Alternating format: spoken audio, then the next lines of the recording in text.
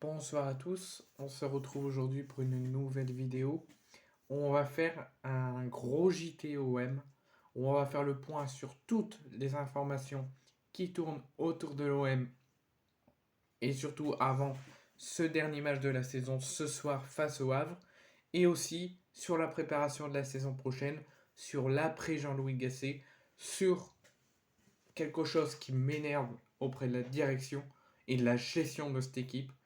Je vais en parler durant ce JT et on va faire le point sur toutes les informations qui tournent autour du club et autour du mercato d'été et de l'arrivée du prochain coach. Donc premier point, déjà première information, ce soir pour ceux qui ne sont pas l'Olympique de Marseille de la saison 2023-2024 où ils vont tout faire, je l'espère, se battre avec hargne, ambition et avec l'envie de faire un résultat et de s'imposer et d'aller chercher la Coupe d'Europe la saison prochaine selon les résultats de nos concurrents. Mon pronostic, vous le savez, j'espère une victoire de Marseille. Je sais que ça va être très difficile parce qu'à chaque match à l'extérieur, l'OM au Vélodrome nous surprend et à l'extérieur nous déçoit. J'espère que ça ne sera pas le cas ce soir en Seine-et-Marine face à Le Havre.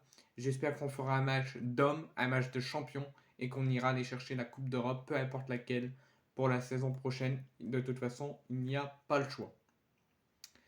Deuxième point, j'aimerais qu'on parle, que je vous annonce quelque chose pour ceux qui n'ont pas vu ma précédente vidéo où j'ai fait le point sur les propos de Paolo Lopez et de Jean-Louis Gasset en conférence de presse d'avant-match, avant cette rencontre de ce soir. Je vais juste faire le point avec vous sur une information. C'était la dernière conférence de presse de Jean-Louis Gasset à la tête de l'OM, parce que vous le savez qu'il va quitter l'OM juste après cette rencontre. Il ne va pas poursuivre son aventure à l'OM, mais surtout il arrête sa carrière d'entraîneur dans le football. Ça sera son dernier match de sa carrière d'entraîneur. Il nous dit que ce soir, ça sera le dernier match de ma carrière. Je veux finir en beauté. C'était un honneur pour moi d'entraîner l'OM. J'ai passé des moments au Vélodrome avec la chair de poule. Je veux gagner ce match pour partir tranquille. Donc il n'envisage pas de dire au revoir au football, parce qu'il nous dit pour rigoler avec un fond d'humour, je ne sais pas jardiner.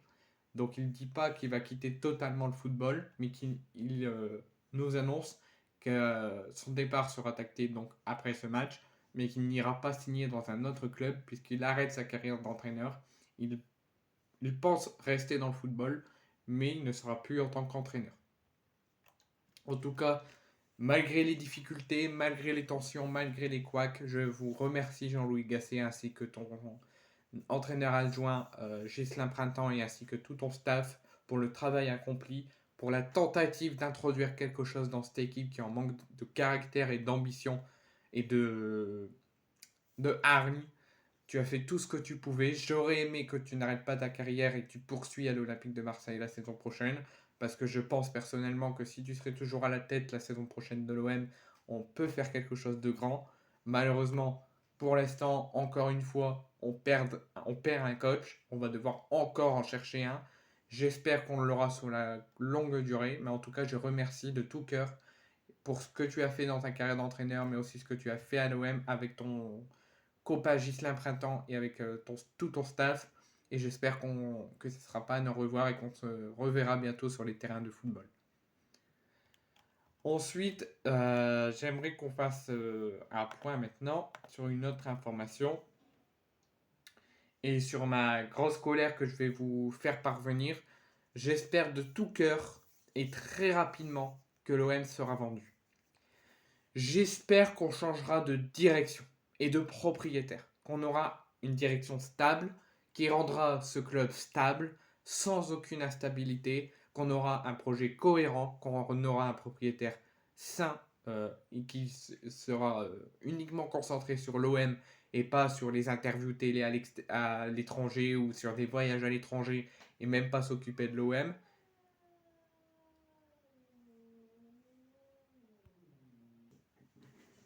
Parce qu'en fait, nous supporters, on en a marre d'être dans le désarroi, d'être droit au mur au lieu de droit au but. Enzo Sternal, qui est un prodige du centre de formation de l'OM, j'ai vu, pas tous ses matchs, mais j'ai vu ses matchs. J'ai vu quelques extraits et franchement, il a un grand talent, ce jeune. Et il a un grand avenir à l'OM et il peut faire du bien à l'OM. Il peut apporter de la hargne et de la jeunesse à l'OM. Donc Enzo Sternal a refusé une première offre de prolongation d'1 an proposée par la direction. Et il a refusé pourquoi? Parce qu'il a été peu convaincu par le projet de la direction de l'OM. Les supporters réagissaient, je ne sais pas moi.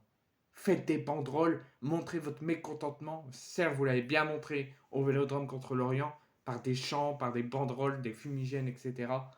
Mais faites plus. Et la direction de l'OM, Pablo Longoria, euh, Franck McCourt, déclarez votre démission. C'est pas possible. Vous avez perdu tous vos bras droits de la direction. C'est qu'il y a un problème.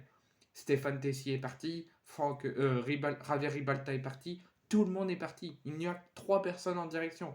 Basile Boli, Jean-Pierre Papin et Pablo Longoria. Pablo Longoria, tu as perdu tout le monde. Parce que tu ne sais pas gérer ce club. Tu ne sais pas être membre de la direction de ce club et membre de la présidence de ce club. Tu n'apportes que de l'instabilité avec ton putain de propriétaire Franck McCourt. Il peut faire du bien à l'OM.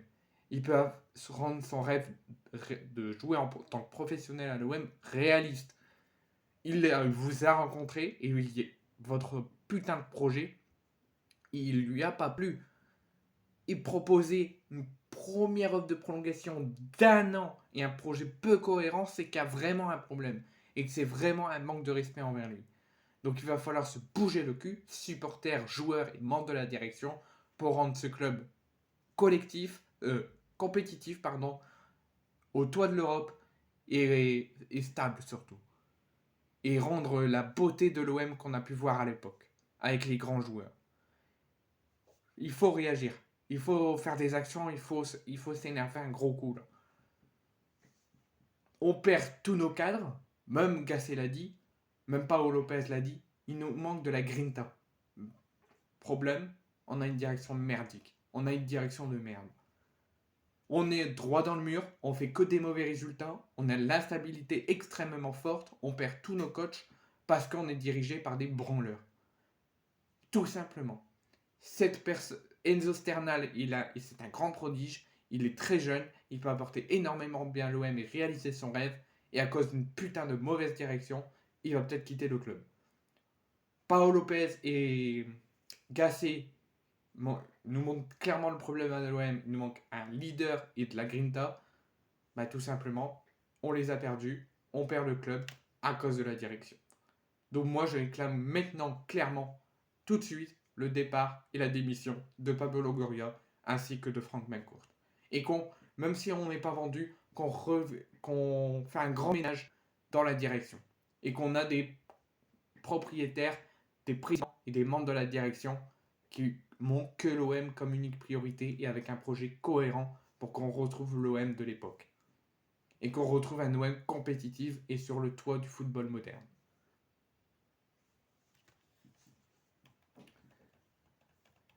Ensuite, une autre information concernant les jeunes de l'OM U17 et U19. Comme vous le savez, je vous l'ai dit dans l'onglet communauté hier.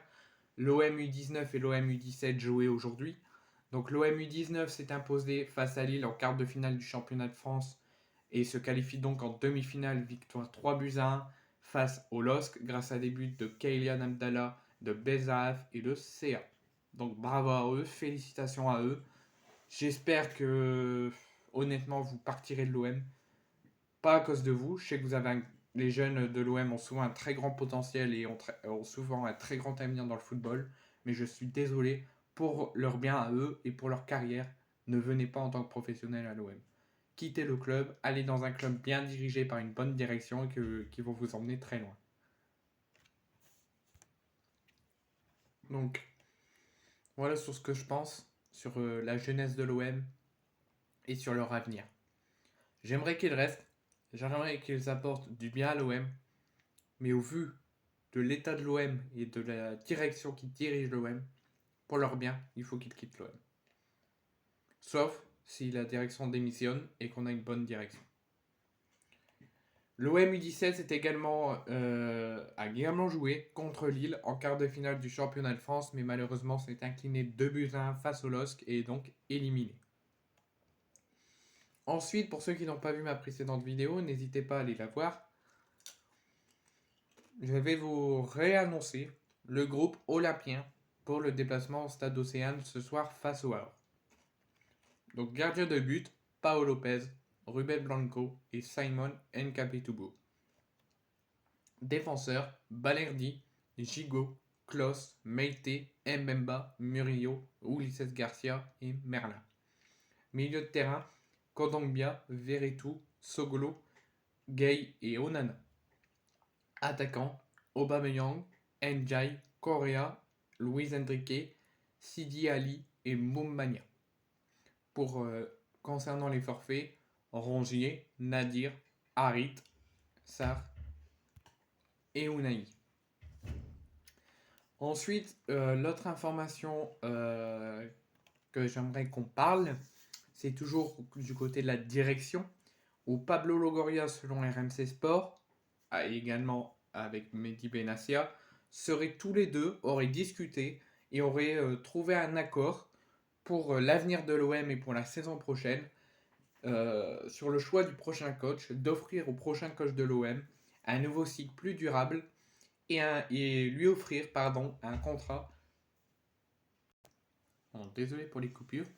Donc Pablo Longoria et Mehdi Benassia penseraient à offrir démarrer un nouveau cycle au sein du club et proposer un contrat de 3 ans, possible de prolongation au bout des 3 ans selon les résultats, au prochain entraîneur afin de mettre en place pour la saison prochaine un projet solide. Ce qui me fait rire, déjà, c'est que arrêtez de penser à l'avenir, arrêtez de proposer un contrat au long terme si vous n'allez pas le respecter. On sait très bien que si les mauvais résultats arrivent, on sait très bien si l'OM part encore dans une très mauvaise direction, au bout d'1 an et demi, vous allez le dégager. Et on va encore faire une saison avec 3-4 entraîneurs en à peine une saison. Donc proposez un contrat d'à peine 2 ans, et vous voyez au bout d'1 an et demi ou 2 ans s'il faut le garder ou s'il faut le changer. Quitte à avoir encore de l'instabilité au niveau des coachs, à faire que changer d'entraîneur, ne voyez pas sur le long terme, voyez sur le court terme, et après avec possibilité de prolongation selon où le club va et selon ce que les résultats vont en coupe et en championnat. Et pensez à un nouveau cycle, à un projet solide. Je suis désolé, la direction, jamais, si vous êtes aux commandes de l'OM, jamais on aura un projet solide. On empêche les jeunes de réaliser leur rêve de signer à l'OM, sauf avec Iliman Ndiaye où on l'a fait. Enzo Sternal s'entretient avec vous, vous lui proposez un contrat d'à peine 1 an, un projet peu cohérent, c'est normal, je trouve ça logique qu'il s'en va. Vous dégagez tous les cadres de l'équipe, toute la grinta de l'équipe va droit dans le mur. On a un propriétaire qui n'est même pas là. Donc si vous êtes aux ordres de l'équipe, il faut arrêter de voir l'avenir. Concernant le prochain coach de l'OM, selon la Provence, qui est proche du club, proche de la commanderie et proche de la direction, essaye d'analyser et de penser au prochain coach de l'OM qui sera le successeur de Jean-Louis Gasset. Et il nous dit que pour l'instant, tout peut encore changer d'ici le mercato d'été, d'ici le choix de l'OM du prochain coach. Mais pour le moment, Habib Beye, certes, dit oui pour signer à l'OM, ouvre la porte à une signature en tant que coach à l'OM, mais pour l'instant, du côté de la direction selon la Provence, la direction n'a pour le moment pas appelé et contacté Habib Beye pour lui proposer ce fameux contrat de 3 ans, ce nouveau cycle pour qu'il signe au club. Mais ce n'est que pour le moment. Ensuite, ce qui me fait rire, encore une fois, on aura parlé quasiment que de la direction, mais ce qui me fait rire, c'est que la direction et Pablo Longoria envisagent pour la saison prochaine de faire un grand ménage au sein de l'effectif. Mais ça, c'est tellement qu'on a de l'instabilité. À chaque saison, chaque fin de saison, pour le début de saison, on dit la même chose. On dégage on garde tous les joueurs qui font de la merde et on gagne tous les joueurs qui se sont donnés à fond pour l'équipe. Et au final, on va droit dans le mur. La seule chose à faire, Pablo Longoria, la seule chose à faire, Franck McCourt, c'est que vous dégagez tout le monde de la direction, vous vous barrez et on a un nouveau projet sain et cohérent et on va droit tout en haut de l'Europe et tout en haut de tout le monde. Et on retrouve l'OM compétitif et sérieux. C'est la dernière information que je peux vous transmettre, hormis que Pour ceux qui n'ont pas vu ma vidéo sur l'équipe de France, Aurélien Tchouaméni a été sélectionné pour l'Euro 2024 en Allemagne, mais ça peut encore changer parce qu'ils ont une liste définitive à fournir à l'UEFA une semaine avant le début de la compétition. Jordan Verretou ferait partie du plan B du staff et de Didier Deschamps pour l'Euro, si jamais Aurélien Tchouaméni venait à déclarer forfait pour la suite de la compétition, pas pour le début de la compétition. Donc on pourrait s'attendre d'ici quelques semaines à que la liste définitive Verretou y figure. Pour l'instant, il n'y a que Jonathan Klaus qui y figure, mais si Tchouaméni, une semaine avant l'Euro, au moment que les Bleus doivent fournir la liste définitive, ne peut pas être là, Verretou devrait être sélectionné.